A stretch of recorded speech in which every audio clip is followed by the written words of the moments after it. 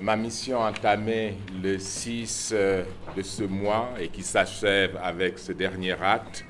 en République centrafricaine fait suite au rapport très inquiétant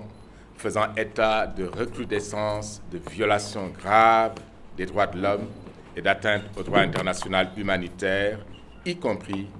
des violences sexuelles sur fond d'affrontements des groupes armés et d'instrumentalisation de la religion,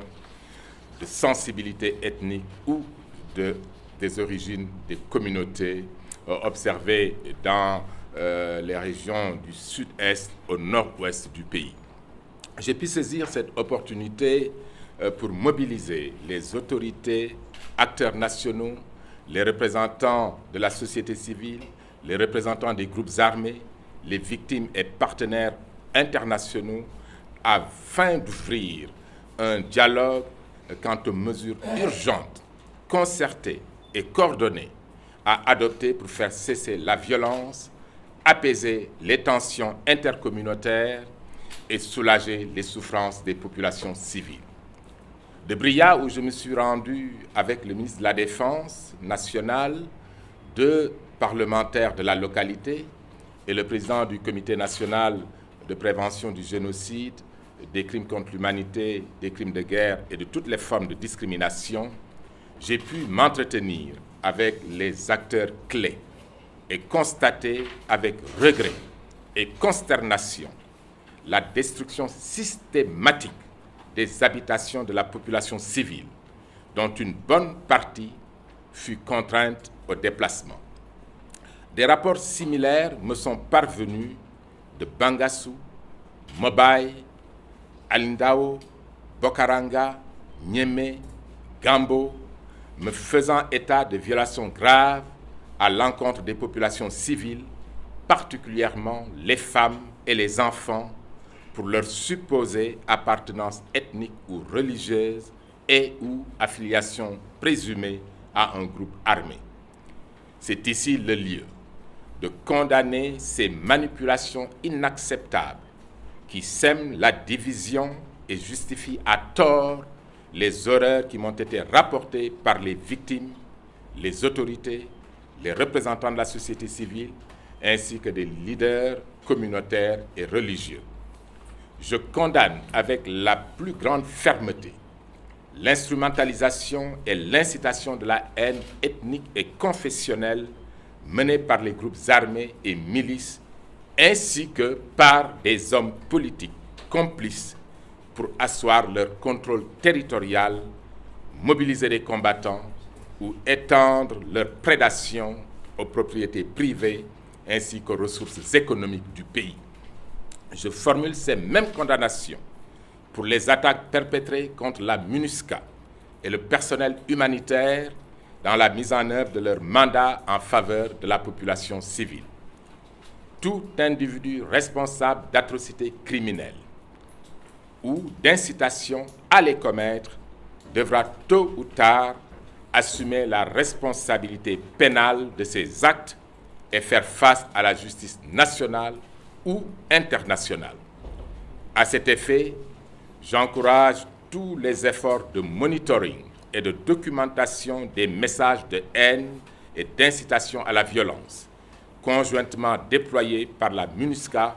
et le Bureau du Haut Commissariat des Nations Unies aux droits de l'homme,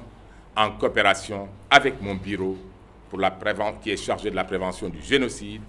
pour identifier les auteurs ainsi que les instigateurs afin que leurs actes ne restent impunis.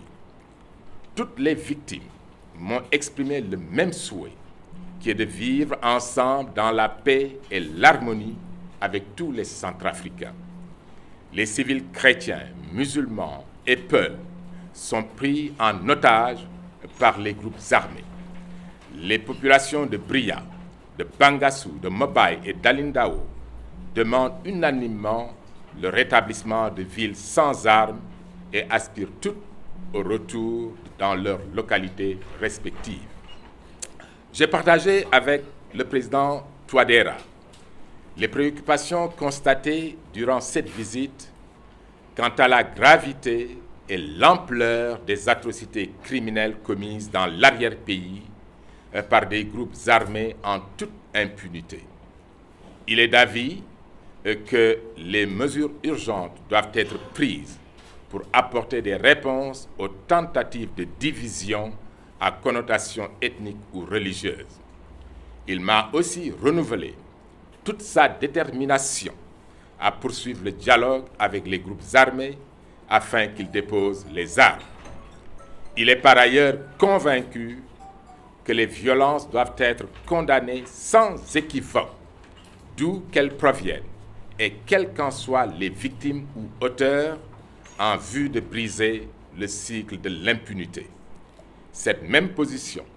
m'a été exprimée par toutes les autorités, institutions, groupes de femmes et les leaders d'opinion que j'ai rencontrés. J'appelle le gouvernement centrafricain et toutes les parties concernées à s'engager résolument sur la voie du dialogue,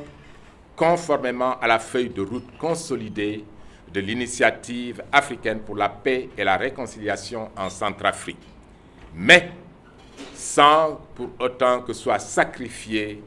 l'impératif de renforcement de l'état de droit, de restauration de la bonne gouvernance et de lutte contre l'impunité.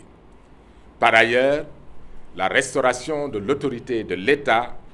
la réforme du secteur de la sécurité et le processus DDR ont suscité un grand espoir de la part de tous mes interlocuteurs en ce qu'ils recèlent des opportunités de renforcement des capacités de prévention des atrocités criminelles et de protection des populations civiles. Je vous remercie et me mets à votre disposition si vous avez d'éventuelles questions.